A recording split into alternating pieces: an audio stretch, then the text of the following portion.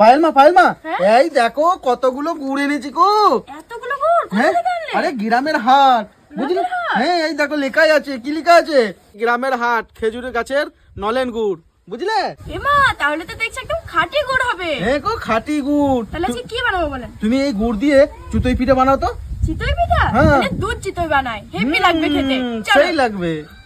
তো চলো চিতই পিঠে বানানোর জন্য প্রথমে শুকনো চালের গুঁড়ো নিয়েছি।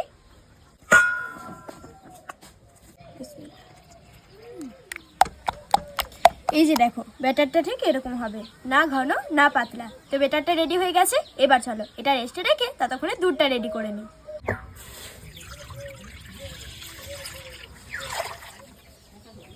ফ্লেভারের জন্য কয়েকটা এলাচ,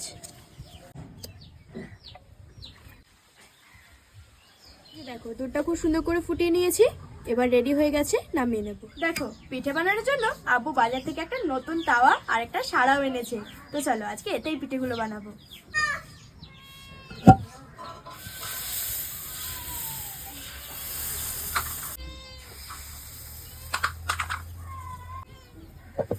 চলো 5 মিনিট জাল করে নিয়েছি, এবার পিঠাটা দেখি কেমন হলো। ওয়াও মাশাআল্লাহ, দেখো কত সুন্দর ফুলেছে। এই দেখো উঠে যাচ্ছে।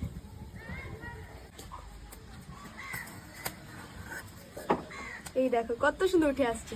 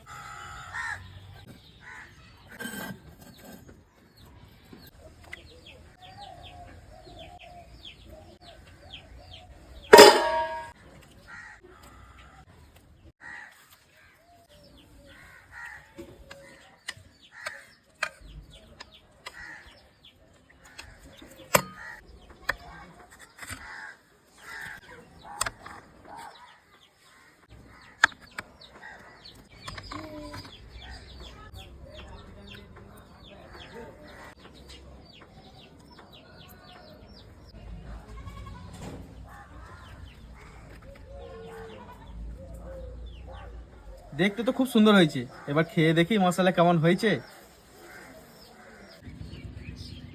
বিসমিল্লাহ। তো আজকের ভিডিওটা কেমন লাগলো অবশ্যই কমেন্টে জানাবে। Bye bye, by. আল্লাহ হাফেজ, টেক কেয়ার।